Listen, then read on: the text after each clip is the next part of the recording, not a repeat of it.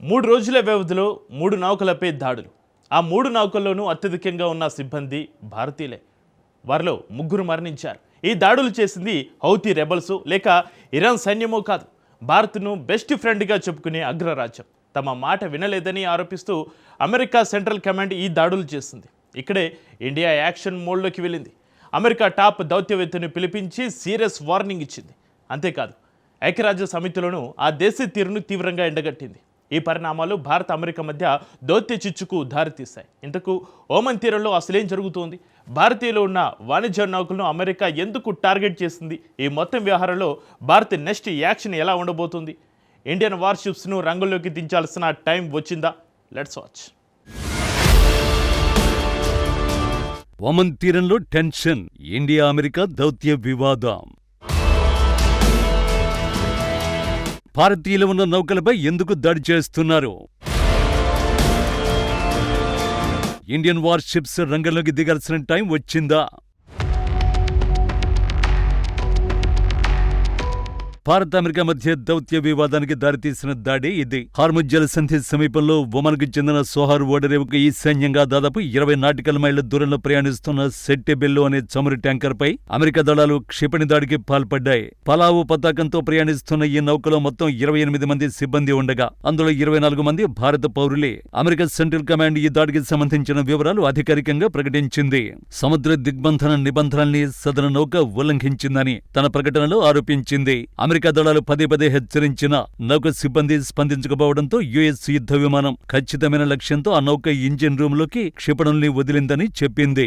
ఈ దాడితో నౌకలో భారీగా మంటలు చెలరేగాయి. వెంటనే స్పందించిన ఒమన్ రక్షణ దళాలు 21 మంది భారతీయులను రక్షించగా 3 మరణించారు. 3 రోజుల వ్యవధిలో ఇది రెండో దాడి.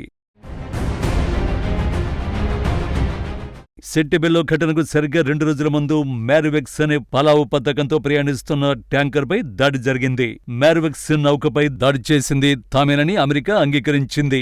ఇరాన్ ఓడరేవుల దిగ్బంధం నిబంధనల్ని ఉల్లంఘించి ముందుకు సాగడమే కాకుండా తమ ఆదేశాలను పాటించనందుకే యుఎస్ఎస్ అబ్రహం లింకన్ యుద్ధ నౌక నుండి FBAR-A-18 సూపర్ హార్నెట్ యుద్ధ విమానం ద్వారా ఈ నౌకపై ఖచ్చితమైన దాడి చేసినట్లు అమెరికా సెంట్రల్ కమాండ్ తెలిపింది.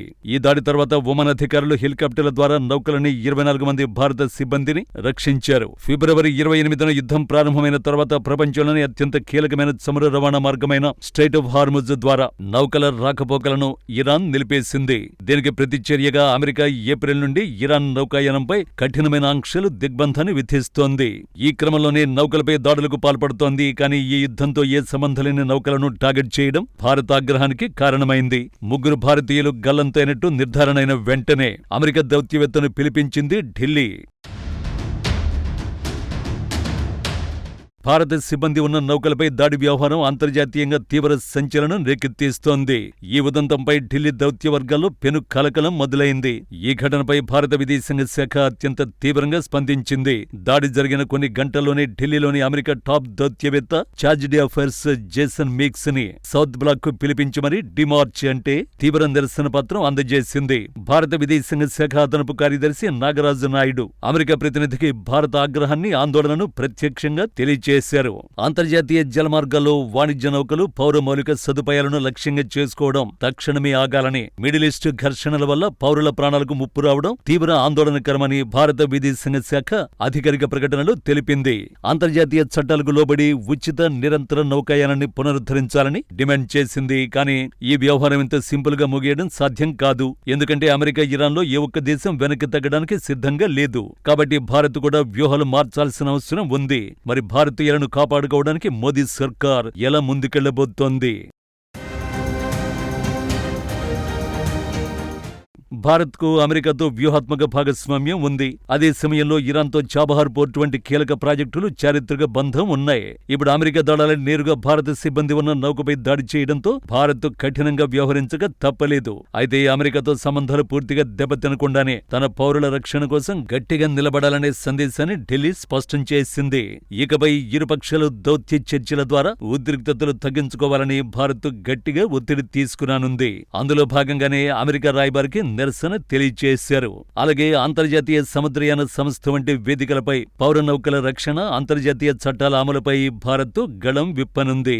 ఏ దేశాల మధ్య యుద్ధం నడుస్తున్నా నిరాయుధులైన పౌర సిబ్బందిని లక్ష్యంగా చేసుకోకూడదనే అంతర్జాతీయ నిబంధనను ఉల్లంఘించినందుకు అమెరికాను భారత్ పరోక్షంగా బోనులో నిలబెట్టే ప్రయత్నం చేస్తుంది. తాజాగా ఐక్యరాజ్యసమితి భద్రతా మండలిలో భారత శాశ్వత ప్రతినిధి అది చేశారు. There are almost 10 million Indian citizens who live and work in the Gulf region. Their safety and well-being are of utmost priority to us. Our trade and energy supply chains are dependent on stability in the region, and any major disruption has serious consequences for the Indian economy. India is also firmly opposed to attacks on merchant shipping, as many of our nationals are prominent in its global workforce. Many Indian nationals have lost their lives or are missing as a result of attacks against countries of the region and against merchant vessels and sea lanes of communication. In this background, India strongly reiterated its call for dialogue and diplomacy, avoiding impeding freedom of navigation and commerce, avoiding military targeting of commercial shipping, avoiding targeting of civilian population and infrastructure, and seeking an early end to the conflict. India expressed its support to all efforts aimed at peaceful resolution of issues.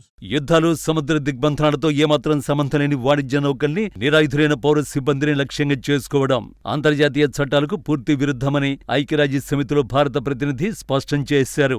ఏ దేశాల మధ్య ఘర్షణలు కొనసాగుతున్నా అమాయక అంతర్జాతీయ సముద్రయాన కార్మికుల ప్రాణాలను పణంగా పెట్టే హక్కు ఏ ఒక్క దేశానికి లేదని తేల్చి చెప్పారు. అంతర్జాతీయ జలాల్లో ఉచిత నిరంతర నౌకాయాన హక్కు ప్రతి దేశానికి ఉంటుందని భారత్ గుర్తు చేసింది.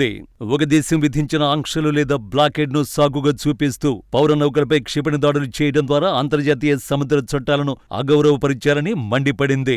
ఓమన్ గల్ఫ్, ఎర్ర సముద్రం ప్రాంతాల్లో జరుగుతున్న ఈ దాడులన్నీ మధ్యప్రాచ్య ఘర్షణల ప్రత్యక్ష ఫలితమేనని భారత్ పేర్కొంది.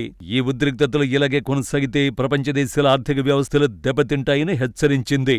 ఇరుపక్షాలు తక్షణమే దౌత్యపరమైన చర్చల ద్వారా శాంతిని నెలకొల్పాలని, యుద్ధ మేఘాలను విరమించుకోవాలని పిలుపునిచ్చింది. కానీ ఈ దౌత్య వ్యూహాలు ఒక్కటే మన వాళ్లను కాపాడలేవు. యుద్ధ నౌకల రంగంలోకి దిగాల్సిందే. గతంలో ఎర్ర సముద్రంలో హౌతీ రెబెల్స్ దాడులు చేసినప్పుడు భారత నౌకాదళం యుద్ధ నౌకల్ని రంగంలోకి దించి వాణిజ్య నౌకలకు రక్షణ కల్పించింది. ఇప్పుడు ఒమన్ గల్ఫ్, అరబిక్ సముద్రంలో కూడా భారత నౌకాదళం తన గస్తీని, నిఘాను భారీగా పెంచాలి. ఆల్రెడీ ఆపరేషన్ సంకల్ప్ పేరుతో Gulf of Aiden, Oman Gulf, Arabia సముద్రం, సోమాలియా తీరంలో మన యుద్ధ నౌకలను మోహరించారు.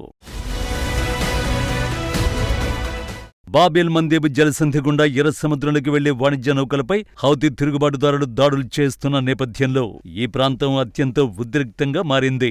ఇక్కడ భారత్ తన గైడెడ్ మిస్సైల్ డిస్ట్రాయర్లు, స్టెల్త్ ఫ్రిగేట్లను రంగంలోకి దించింది. అలాగే ఇరాన్, అమెరికా మధ్య నడుస్తున్న దిగ్బంధన రాజకీయాల వల్ల ఒమన్ తీరం ప్రమాదకరంగా మారింది.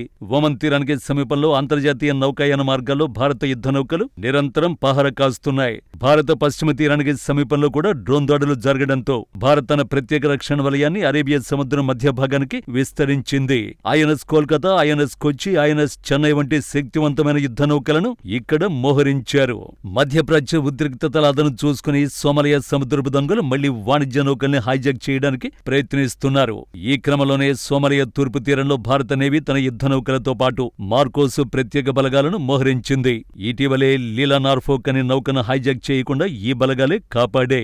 తాజాగా దాడి జరిగిన ప్రదేశానికి మన యుద్ధ నౌకలు కాస్త దూరంగా ఉండడంతో ఒమన్ బలగాలు రంగంలోకి దిగాల్సి వచ్చింది. అందుకే భారత్ మరిన్ని నౌకలను పంపించాలనే డిమాండ్లు వినిపిస్తున్నాయి. మొత్తంగా సెట్టెబెల్లో ఘటన కేవలం ఒక నౌకపై జరిగిన దాడి కాదు, అంతర్జాతీయ సముద్ర వాణిజ్యానికి ఎదురవుతున్న పెను ముప్పుకు సంకేతం. అందుకే అమెరికా లాంటి మిత్రదేశం చేసిన తప్పును ఎంతమాత్రం సహించేది లేదని డిమార్చి ద్వారా మోదీ ప్రభుత్వం తేల్చి చెప్పింది. అంతర్జాతీయ వేదికలను, అగ్రరాజ్యం తీరును ఎండగట్టింది. ఈ వ్యవహారం మునుముందు ఎలాంటి మలుపులు తిరుగుతుందో చూడాలి.